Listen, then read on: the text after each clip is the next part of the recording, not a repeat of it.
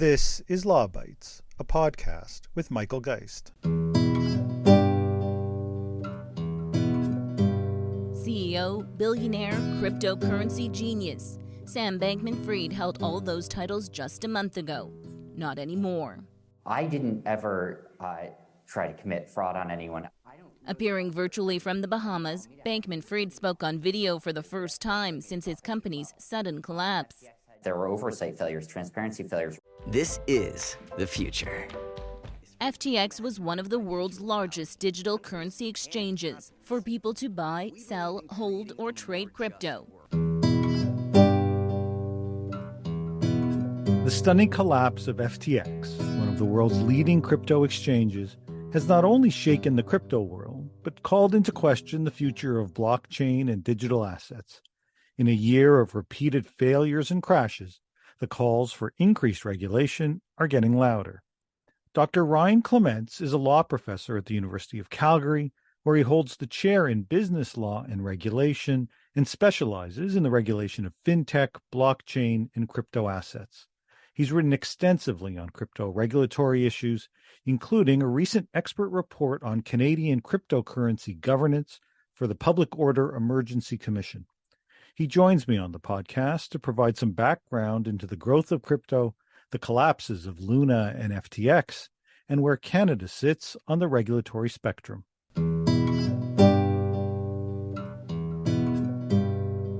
Ryan, welcome to the podcast. Thank you for having me. Thank you so much for coming on. Crypto's been very much in the news in recent weeks as part of a year in which it feels like the sector has been lurching from disaster to disaster, most notably like the Terra Luna implosion and, of course, the recent bankruptcy of FTX. There's been a tendency to lump all of these things together amid calls now for more regulation, consumer and investor protection. And you've been doing some really exceptional work on these issues. I'm hoping we can break down a little bit some of the differences and get a better understanding, especially from a Canadian perspective, about what the regulatory climate looks like and what we should be thinking about. But before we get into some of these sort of headline making issues, there are just so many different kind of cryptocurrencies that are at play. Can you break it down a little bit so we know what it is that we're talking about and then get into some of the specifics?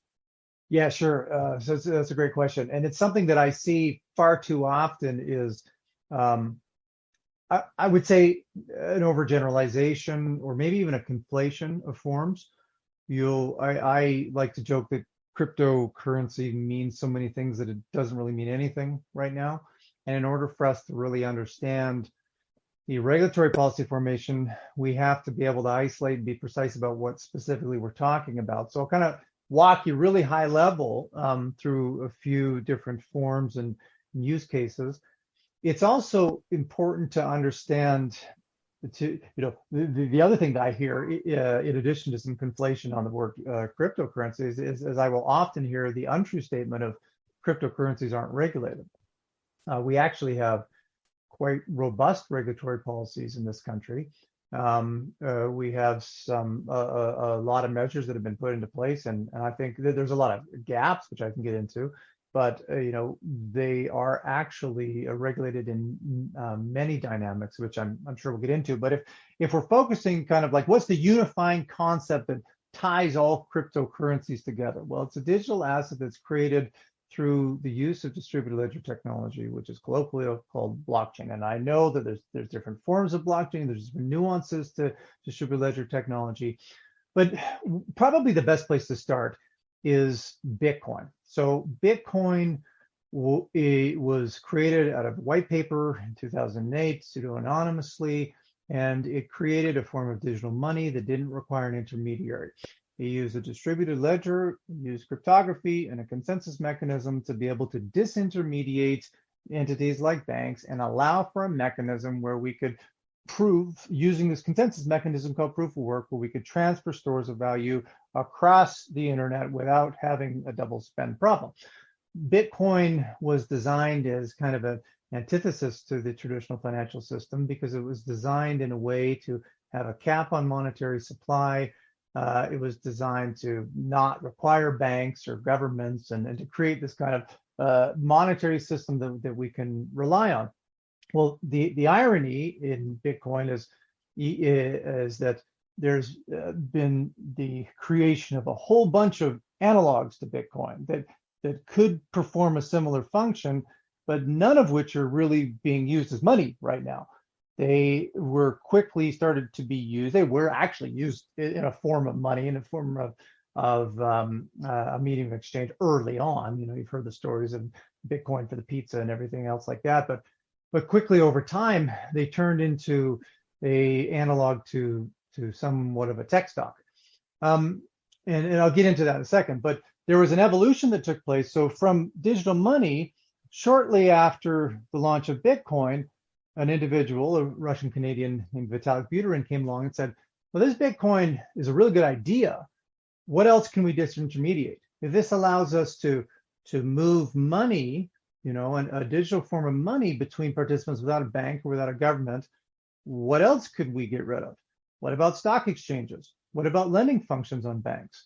What about marketplaces and exchanges and derivatives contracts? And so this gave rise to the Ethereum network and the crypto asset called Ether, which, like the Bitcoin network, was a blockchain, but this one was programmable. So this allowed for software to be written onto this blockchain that performed some type of a function and what is commonly referred to as a smart contract.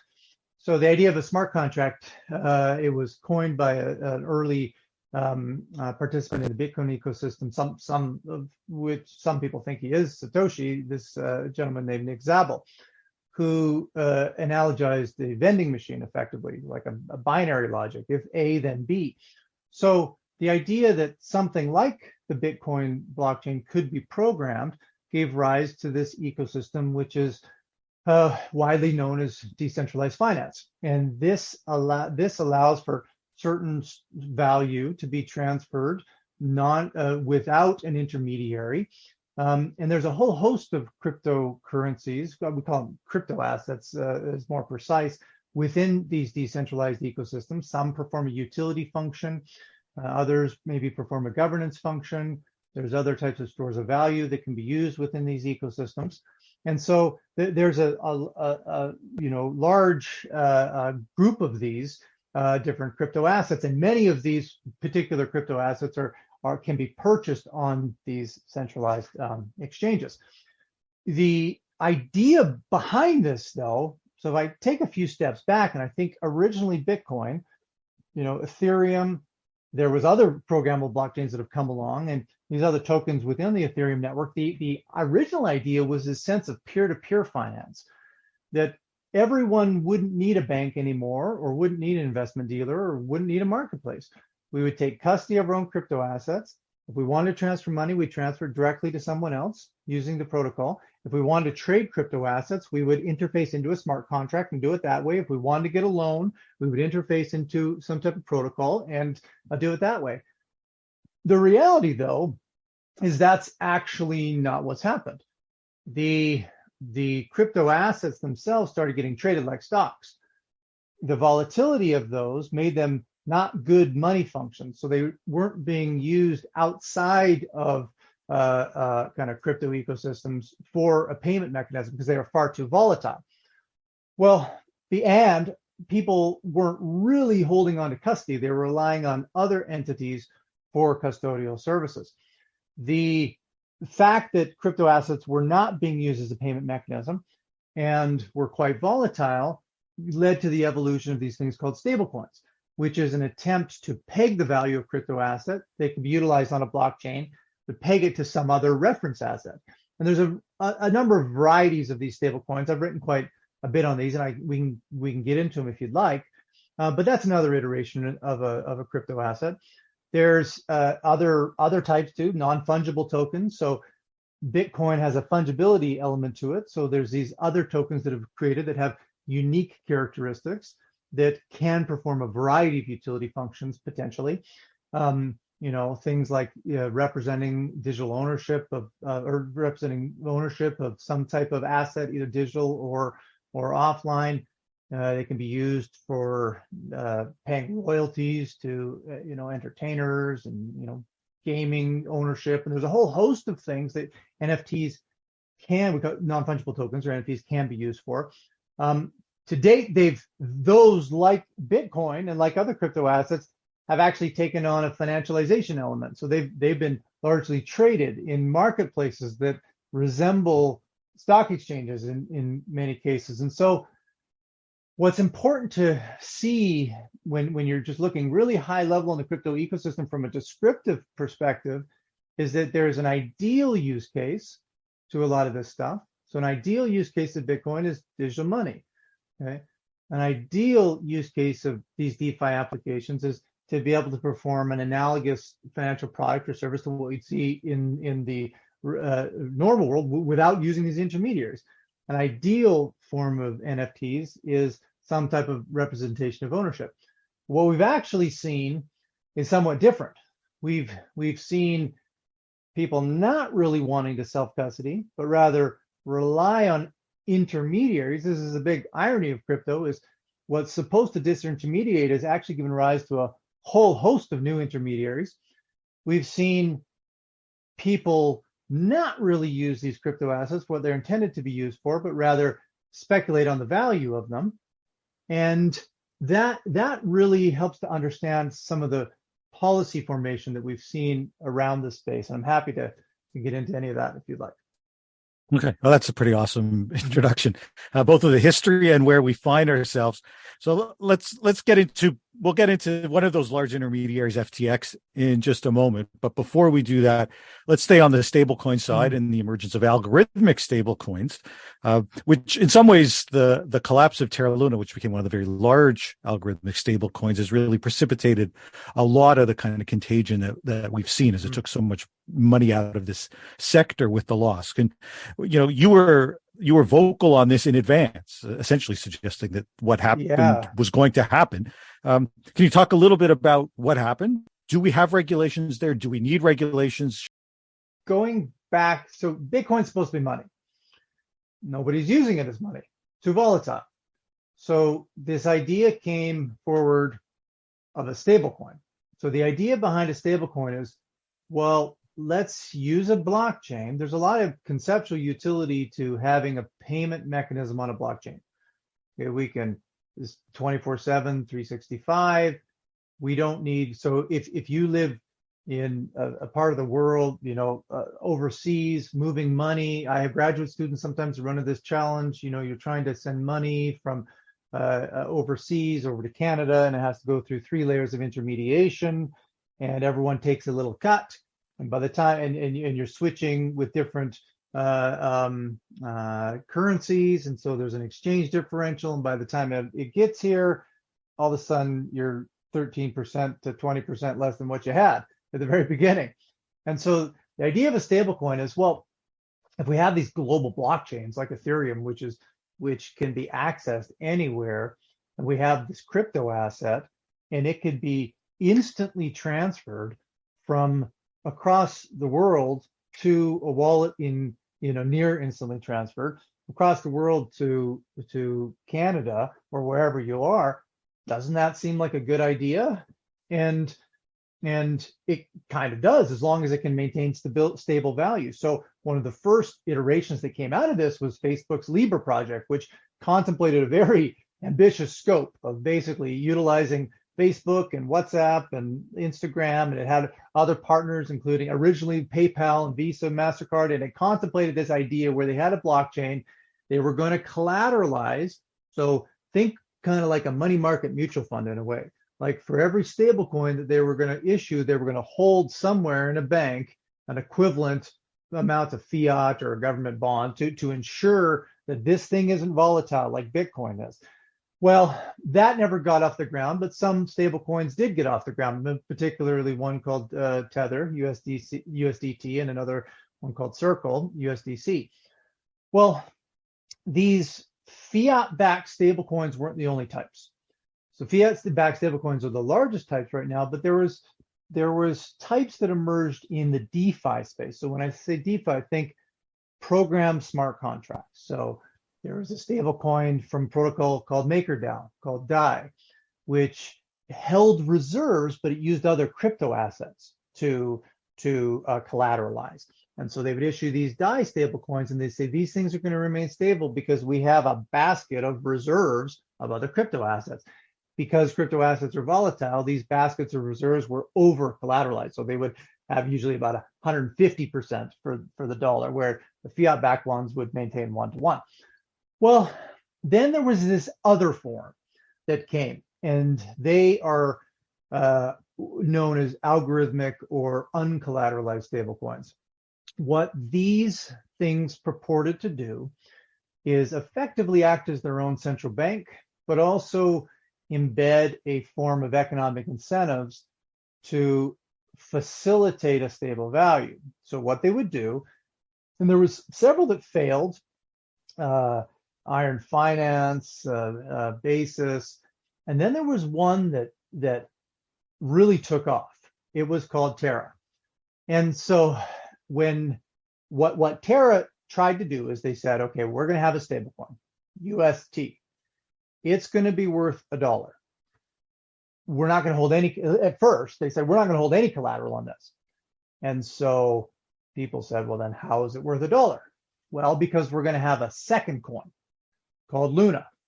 And we're going to create an arbitrage opportunity so that if this UST, this stablecoin, ever falls below $1, you can go buy it, and we will give you $1 worth of Luna.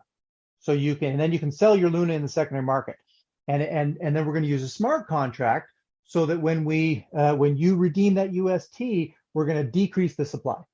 And so it's going to increase it back up. And so there's going to be this relationship where we're going to rely on intermediaries that have their own economic incentives to perform this kind of constant arbitrage to ensure the stable value between the two. So I saw this, and I did a lot of work in my master's and doctorate on the global financial crisis and 1987 and other periods of economic, or financial crises, and I saw some flaws in this thing. I was one of the few law professors. I wrote a paper published in October 2021 called "Built to Fail: The Inherent Fragility of Algorithmic Stablecoins," where I argued that there's some problems with this structure. So number one, historically, other financial products that have relied on arbitrageurs to maintain stability have failed when there's something called step back risk. In the context of a crisis, if the arbitrageurs aren't there to perform the function that you want them to function, then you have a risk of what we call a death spiral. So if the arbitrageurs say, we don't want Luna back, okay, we're trying to sell Luna, and we're going to sell it as quickly as possible. Well, when you redeem UST and receive Luna, that increases the price of Luna, puts downward pressure on it. And if there's a lot of selling, and people are selling UST at the same time, then both those coins are going to go down together at the exact same time. And number two, this whole ecosystem relies on a demand function. And the proponents of the Terra ecosystem said, well, yeah, so does the US dollar. And I said, yeah, but there's a big difference between the US dollar and the Terra dollar, because there is apart from the taxation power of the US government, the way that US dollar is being used so widely throughout the world gives a demand function that is not even comparable to this. So what is the use value of UST? Where can you even spend it? Well, the proprietors of Terra, they went and negotiated a deal with the Washington Nationals to be able to buy hot dogs with UST, and that was they claimed that it was you could use it in Korea with this payment mechanism called Kai. But the big use case came from another protocol that they built on the Terra ecosystem called Anchor, which they said, well, there's demand for UST because we will pay you 20% if you deposit it in this smart contract. Well, then researchers like me said, how in the world are you paying 20%? Where's this 20% coming from? Well, some investigation into this thing showed that the 20% was being subsidized by the protocol developers. Borrowers of the protocol were paying about 7 or 8%. They were collateralizing their borrowings, and they were using that collateral for staked ether, which paid another 6 or 7%. But there was a gap, and that gap was basically being propped up by proprietors of the Terra ecosystem. And so, early on, there was a few of us, myself and a few other profs and some regulators and some some Bitcoin maximalists who saw it as well and said, this thing is going to break. The problem was it was hitting its peak around the most euphoric moments of the crypto market before the crash. So like October 2021 to kind of March, April 2022. The ecosystem got to be about $60 billion.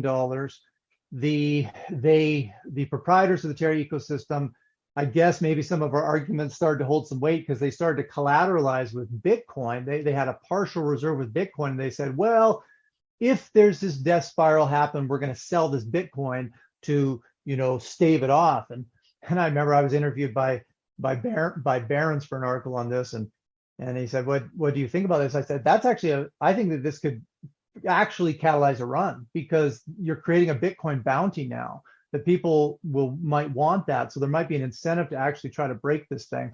And that's actually what happened. We had a run against Anchor, a depegging of UST, a death spiral.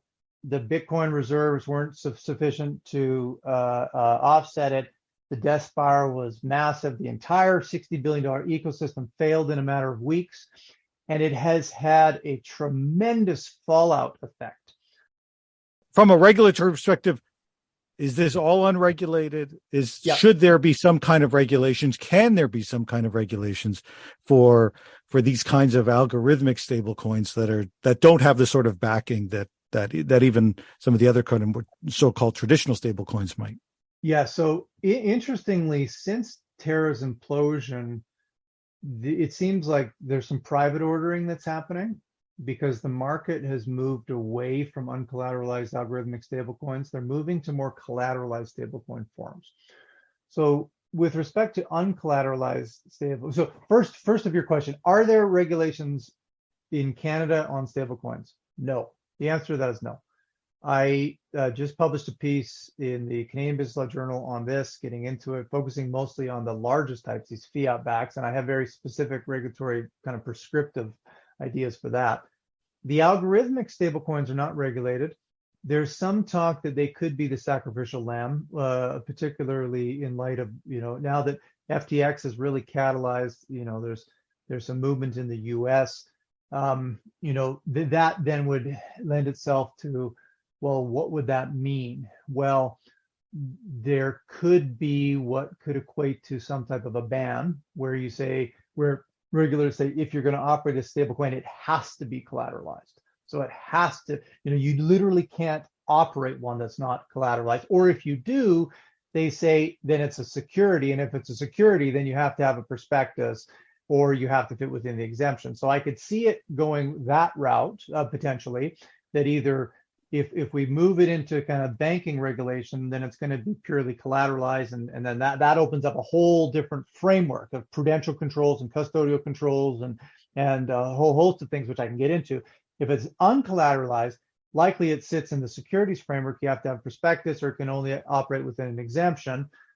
The challenge with that is always going to, and this is kind of opens up a big issue. So DeFi in its purest form, this self-custody, direct interface with smart contracts, not using an intermediary, that becomes tremendously difficult to enforce against. So even if the CSA, so all the Provincial Securities Commission came forward with a national instrument and said, okay, algorithmic stablecoins are a security. We don't even need bespoke, we don't need a legislative solution. We believe it's security. You have to issue a prospectus or find an exemption. And then something like Terra happens again. Well, Terra was operating out of several countries, including South Korea, Singapore, Dubai. How do you enforce against that? And how do you prevent users from accessing it? Because this is actually a fairly big problem in crypto these days, is offshore platforms that are accessible by virtual private networks. And so even if the regulator says, well, that isn't allowed here, like FTX, for example, offering margin and derivatives and things that the regulatory, so we have very robust regulatory frameworks for centralized crypto asset trading in Canada, and it came out of Quadriga. So it came out of 2019. There was a series of consultation paper that led into a series of staff notices, and we have the implementation of significant regulatory controls over crypto asset trading platforms. But users will sometimes see, oh, FTX, like they're offering leverage, they're offering perpetual futures, they're offering a whole bunch of coins you can't get in Canada. How do I get there? And there's evidence that I just saw last week, 100,000 monthly users on FTX.com, the offshore platform, 100,000 monthly Canadian users on that. So to get back to your question, no, they're not regulated. It seems like there's some private ordering that's happening where the industry is saying, you know what, that death spiral argument's a decent argument. Let's move away from these. Interestingly, the fully collateralized forms of stablecoins, or the over collateralized forms of stablecoins like DAI, they've actually performed pretty well. They've maintained some stability. Now they're not being used to buy groceries. What are they being used for? Well, they're used to execute trading positions on DeFi. They're used to collateralize borrowing on DeFi. So they're used as a money function within a DeFi ecosystem. These off-chain collateralized ones, I think that they're the most likely to be used in the future to buy groceries or pay rent or global remittance, for students across and others, travel, whatever. But I highly anticipate policy formation around these that's going to require proof of reserves, custodial controls, consumer remedial measures, governance and risk management standards, operational standards. I think that anything and why would regulatory frameworks be required for that?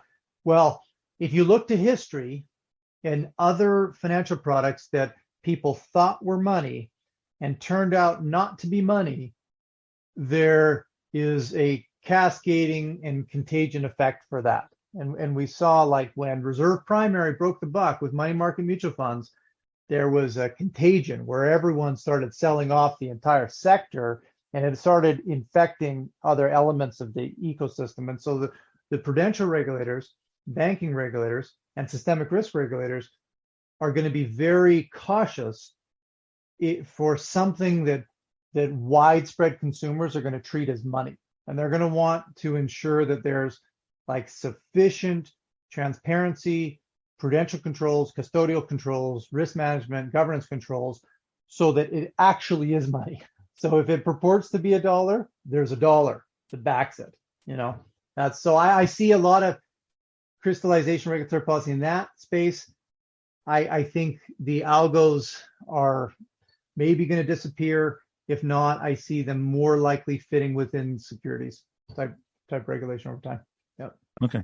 Really interesting prognostication of all the kind of issues that come to the fore. You've mentioned FTX a few times. Why don't we get a little bit into FTX? I mean, in some ways, obviously some people from the outside may look at it and say, oh, it's the same thing, big collapse and a lot of people losing money. But this does feel like something else entirely. Large exchange, a bank run, and this dizzying collapse. Is this just a basic case of fraud? Is it an update of some of the issues that have plagued banks and some exchanges in the past until we saw things like reserve requirements, depositor insurance, or, is there something else at play that is unique to crypto?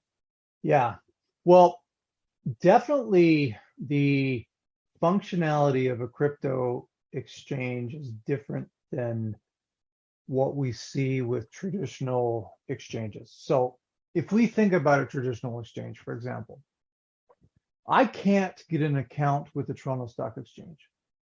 I can get an account with a dealer who's a member, and maybe it's a full service account or an order execution DIY, a discount brokerage account, but that's who I interface with. I interface with the dealer. The dealer is subject to a whole host of regulatory parameters, from custodial controls to proficiency and integrity standards and solvency and a whole, cash segregation, and a whole host of regulatory standards. The marketplace itself is subject to a whole host of regulatory standards as well. But if we look at the crypto ecosystem, so apart from the irony of having intermediaries involved in crypto, which is a big irony. I think I can't understate it. You have these entities that are performing numerous roles that traditional financial institutions wouldn't be able to provide on their own. So you have entities like FTX who are onboarding clients. They are taking custody of client fiat and client crypto. In some cases, not in Canada, not with the regular platforms in Canada, but in FTX for sure, they're providing margin. They're providing credit. So they're acting like a bank. They're taking, it's like you think, well, where does that credit come from? Well, they're either using the customer deposits or they have some other capitalization source. It appears that they're using customer deposits, but they're providing credit. They're in some cases, some of the largest crypto asset trading platform in the world, Binance, even invests in some of the coin issuers themselves and takes proprietary positions. Some of the platforms will actually facilitate affiliated entities. This was happening with FTX. A hedge fund that was owned by the owner of FTX was the primary liquidity provider within the marketplace itself. So they're providing the marketplace, they're a lender, they're onboarding, they're a dealer, right? Those are separate things in traditional finance, and each one of those things are subject to significant regulatory parameters. So when we look at FTX, so what actually happened at FTX? What did we know that happened at FTX? Well, there was a series of events that are becoming, there's still a lot of opacity, but we know some things that have happened. We know that there was a CoinDesk report on November 2nd that said an affiliated entity, Alameda, was teetering on the brink of insolvency. It basically only was capitalized with a token that FTX created itself. There was then a bit of a Twitter dispute between the owner of the largest crypto asset trading platform in the world, CZ of Binance, and Caroline Ellison and Sam Bankman-Fried, Caroline Ellison from Alameda Research and Sam Bankman-Fried, about this FTT token. There was a flood of FTT tokens on the market by Binance, which then led to a huge price drop in FTT, likely made Alameda solvent and created a whole bunch of worries that FTX was insolvent. That then led to a whole bunch of users. Now you can't understate how big this platform was. So only months prior, it had a market cap valuation of about 32 billion. It had millions of users on this platform. So as this battle was happening publicly, all of a sudden, a whole bunch of FTX users started to go, is FTX going to go down? I better get my money out of this thing. I better get my crypto out of this thing. There was an old-fashioned run on the bank. Okay, so everyone tried to get their money out at the same time, and FTX had to say, we can't give you your money. So then that opens up the next question of, why can't they give the money? And that's what we're trying to investigate right now, is because in Canada, we had a platform implosion called Quadriga, end of 2018 or 2019, which then led to a series of regulatory steps by the Canadian Securities Administrators, so jointly the provincial securities commissions, taking jurisdiction over the custodial trading of crypto assets. And it was globally at the time, an idiosyncratic approach where the Canadian securities regulators said, if you don't control your crypto, and put this out in a staff notice 21327 in 2019, they said, if you don't have custody of your crypto, if someone else is custodying your crypto for you, the relationship between that custodian and you is either a security or a derivative, which allows the legal jurisdiction to kick in on these platforms. That led to a staff notice that came after that, 21329, where the Canadian Securities Administrators started applying legacy rules. So marketplace rules, dealer rules, including things like client cash segregation, requirements to use qualified custodians. Those qualified custodians subject to a whole bunch of prudential measures and reporting and financial statements, and a whole statutory architecture got built around platforms like FTX that was providing this custodial service. And no margin was allowed, no derivatives. There's a certain carve outs for some permitted clients, but for the most part, no margin or derivatives. And so stuff that was happening at FTX wasn't allowable here. But so we have this very robust system in Canada for the platforms who have actually kind of gone through the process or in the process of getting registered as platforms. The OSC keeps a record of all these things. FTX wasn't adhering to any of that stuff. FTX was operating what looks to be a bank without any form of approval to do so, using client funds to loan out to this affiliated entity, Alameda, who it appears to me suffered some catastrophic losses because of the Terra ecosystem. The problem though, for Canadians, a lot of Canadians might be going, well, if I'm using a regulated entity that has all these controls, why is my Bitcoin down so much? Well, because this is a highly interconnected market right now. This is one of the big challenges in crypto assets is, if you look at the price of Bitcoin, Terra ecosystem goes down, Bitcoin takes a hit. Celsius goes down, Voyager goes down, Bitcoin takes a hit. The irony of all these intermediaries and the failure of these, and then FTX goes down, Bitcoin take a huge hit. The failure of these intermediaries is creating like a contagion effect on the price of Bitcoin. And so it's interesting to actually see some of what I would describe as Bitcoin maximalists out there saying, let's get rid of this stuff. This stuff doesn't represent any of crypto. This stuff has nothing to do with the original vision of Satoshi in the white paper of 2008. You're seeing Bitcoin maximalists on Twitter say like, we're not crypto. Crypto is financialization. We're different. And so it's interesting to see these kind of like fractions even emerge within crypto ecosystems at large. It is interesting. I just want to quickly, you've helped explain why some people, even if they weren't FTX customers, and there aren't that many Canadians that were, why they still, of course, would feel some of the negative reverberations that have come from this implosion. Is that regulatory environment, though, that you just described coming in the aftermath of our own implosion with Quadriga, does that help explain why FTX doesn't officially operate or didn't officially operate in Canada, even if there was mechanisms for some Canadians to use VPNs or other ways to work around that? It does.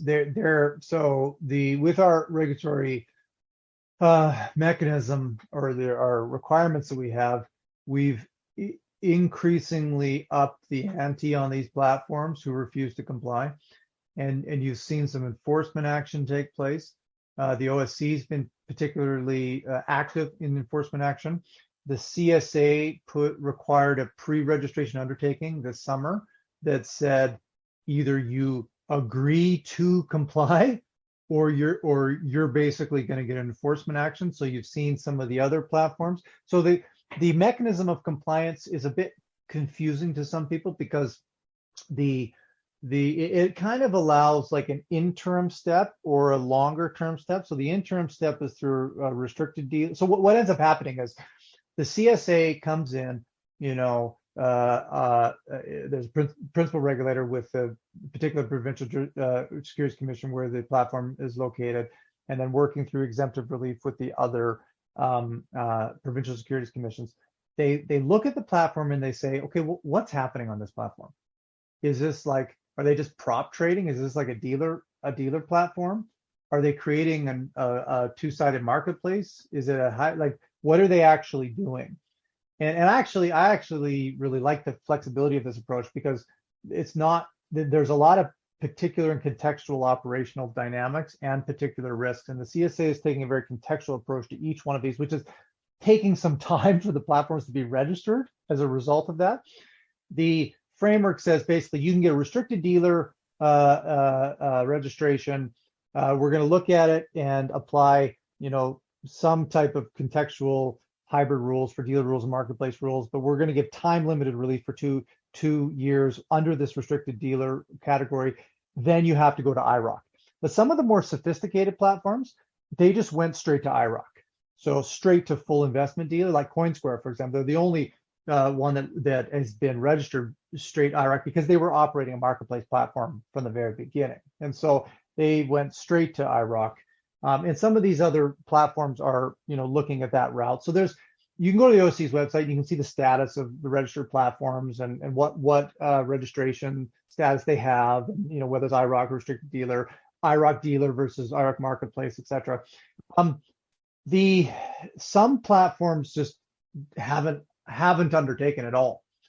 And FTX hadn't undertaken anything, wasn't complying. They had a potential inroad into Canada through a acquisition, a pending acquisition that has fallen apart of Bitville, which is a Alberta-based restricted dealer platform who was fully registered. That deal has fallen apart, and my understanding was FTX is that was kind of the inroads into Canada, was to come through the acquisition of Bitville and allow it operational status across Canada. The challenge, and what you're hearing a lot right now, I've been listening to a lot of this, CFTC hearing yesterday, and Sam Bankman-Fried's interview the other day, and like they were trying to identify, well, there's different FTX entities that were operating in different areas and adhering to the local registration. Then FTX.com was Bahamian and operating under the Bahamian standards. The problem, again, is that FTX.com, which was the platform that was providing all the leverage and all the margin and providing, the broadest access, it was the central point of failure because, and was the bank run. It was still accessible by Canadians. And that's a challenge, I think, with any regulatory policy formation. The DeFi is a different story because we're looking at regulating its legacy financial systems look to an intermediary or a person, an issuer of securities, an entity in the business of dealing securities, a marketplace. We look for something identifiable to regulate.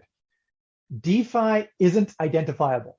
It's smart contracts programmed on publicly accessible blockchain. So that's an area where we don't have clear regulatory policy around. Things that are identifiable, we do have clear policy around, but we assess our regulatory policies on the entities that we see in Canada. These other ones, which can cascade volatility into Canada, they're not complying and they're still accessible. So, I get the question, well, are they subject to our regulations? Yes. If you're doing business in Canada, if you're accessible, then our rules say you should comply with this. The challenge is like, well, how do you, like, at some level, being at the OSC is like playing whack-a-mole, where you're constantly, apart from all the other stuff that happens in this ecosystem, like pump and dumps, and we haven't even talked about ICOs, like using a token to raise money when you should be complying with securities rules. Just because you call something a token doesn't necessarily mean that you can sidestep securities rules, right? Like it's substance over form. So one of the challenges for securities regulators has been a lot of whack-a-mole for the last 5-6 years in this area. Yeah, so there's a lot there. Obviously, we keep going on for a long time. I want to just close with two questions for you. You've talked about how people underestimate to the extent to which we do have a regulated environment when it comes to these issues, and I think you've highlighted it with some of the discussion that we've had. What do you see as coming next from a regulatory perspective? Clearly, there's a lot of momentum behind it, given what we've seen take place this past year. What lies ahead, do you think, especially from a Canadian perspective, when it comes to this space and regulation? So there's quite a few areas that I have identified. So I recently wrote the expert commission report for the Public Order Emergency Commission on Cryptocurrency Governance, and I have quite a long section. My last section is on kind of gaps and governance risks and areas where new clarity is or regulatory clarity is warranted and would be helpful. Things like stable coins. We have no rules for stable coins. There is potential consumer utility in stable coins. We don't have rules on NFTs. We don't even know what NFTs are, to be honest with you. We're not sure what form of property they are. It's not entirely clear that they are a security or they're not a security. it would be helpful to have some regulatory and some of this stuff's going to require a legislative solution, because we can't just, we have some very nebulous open-ended sub-prongs of definition of security in this country, which allow for judicially created flexibility in interpretation, but that can only go so far. Like at some point, we're going to need some jurisdictional clarity on which agency has jurisdiction over a stablecoin, and which rules is OSFI going to regulate these? Is it going to come under banking, or is it going to come under securities, or is the Bank of Canada, is it going to fit with? We have this new Retail Payments Activities Act, for example, and it's not clear whether or not stablecoins will fit under that, for example, as a payment service provider. So we just have a lot of these ambiguities that would be helpful if we had some clarity on. We don't have any clarity on decentralized or autonomous organizations, DAOs. We don't know if those are unlimited liability partnerships. We don't know exactly what they are, and I think that that's a friction to people utilizing them. It would be nice to have some sense of what that is, and whether or not the governance tokens that are used for DAOs are securities, for example. So I do see slowly regulatory policy formation in filling these gaps, but we have to be practical and be mindful. So we just had a bill that sought, some clarity in this area, and it got easily defeated. And what's somewhat unfortunate about that bill is I think it got mischaracterized a little bit. Like I was watching the debate on that, and the debate seemed to center around Bitcoin and things that Polyev has said a while ago, and where the bill itself was ideally trying to move forward on some legislative clarity. And so the challenge that I would say right now, in even any form of legislative clarity, is that I think the crypto industry is probably at an all-time confidence low right now in terms of its public perception. And because public perception is low, there doesn't seem to be a lot of political capital and a lot of political will to foster, accommodative legislative frameworks that allow for some entrepreneurs and innovators to be able to create use cases for blockchain. We have a CSA sandbox which can be utilized. Alberta has a Financial Innovation Act, provincial sandbox. But I think that the crypto industry needs to do a better job at showing use case value for some of this stuff outside of just speculation and leverage.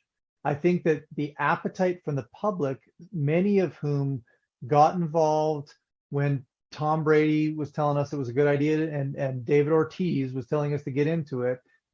And they've been hit now with 3 successive contagion hits. One from Terra, one from Celsius Voyager, and now another one from FTX. And they're either sitting on big losses or they've sold their positions altogether, and they're saying, what's the point of any of this stuff? And so I think that as more clear use cases come out of it, we'll see the crystallization of more policy around it.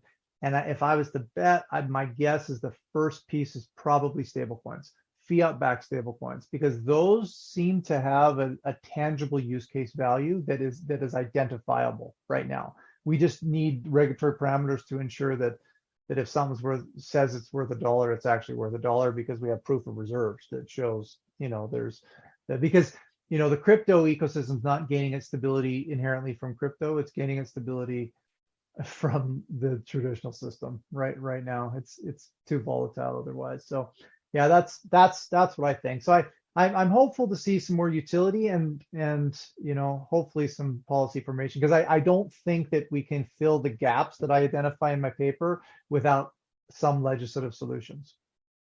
Okay, so a role for legislators, and you've identified the need for actual use cases. And so why don't we close with this? You were correct in prognosticating some of the challenges that have arisen. Where do you see things in a couple of years? Are you optimistic that the technology itself still matters and that we will see some of those use cases emerge? Or is this just going to be one of those blips that we'll look back on and a lot of people will shake their heads as to why this attracted so much interest and investment all along? nobody knows the future. There's some interesting scholarship that I've seen and written about in relation to .com that sometimes euphoric bubbles can help to finance latent value propositions that aren't known for 30 years, you know what I mean? And maybe wouldn't have gotten off the ground if we didn't have a little bit of, bubble mania involved in it. I don't see the need for 21,000 coins that don't do anything directly. It wouldn't surprise me if we start seeing some of that stuff disappear and some of the, the direct financialization elements of it either consolidate or thin out a little bit. There's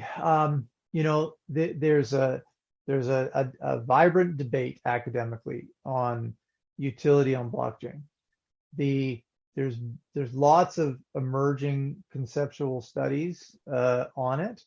There seems to be a good value propositions where there's a need for distributed trust, and you're starting to see some enterprise use cases across, like over-the-counter bond trading, for example, and there's some ideas of maybe it could be utilized in various, data capacities for, energy transactions or for tokenized securities or for digital identity or for healthcare records, so, but most people, if you just walk down your local street and talk to everyone you see, and you ask them how much blockchain has changed their life, most people would say it hasn't at all.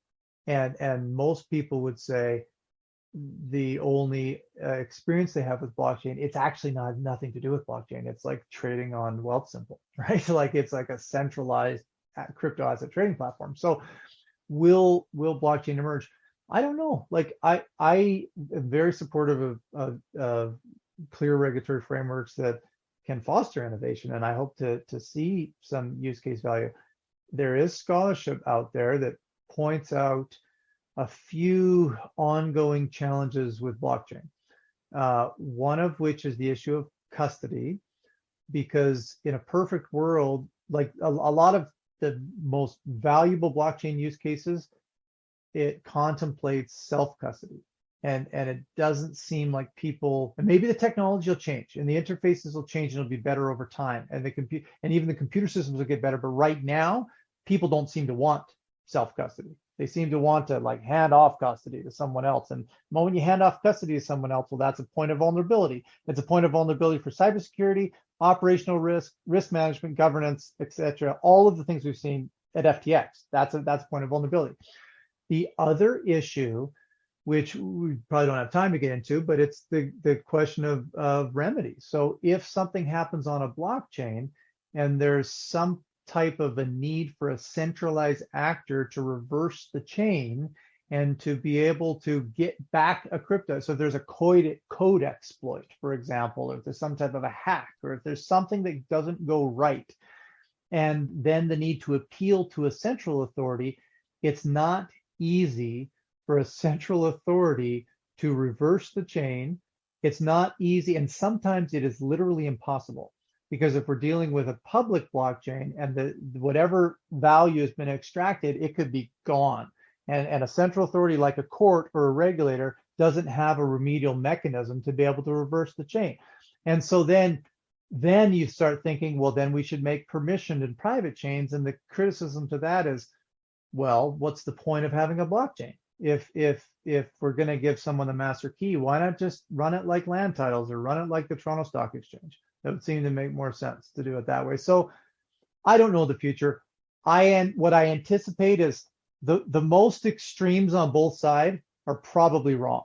The blockchain has no value, probably wrong. Blockchain is a panacea, highly likely to be wrong. We're going to fit somewhere on the spectrum. I think that there is use value, like you already identified. Bitcoin still works. That seems to work fairly well. That's a hedge against, a Venezuelan type, printing of money. Some of these protocols like Uniswap, that's working fine. So maybe an area of is centralized crypto trading will decrease over time, and we'll see more decentralized crypto trading. I think it's going to fall on the spectrum. I don't see it with no value, but I also don't see it as a panacea that's going to change everything directly. Okay.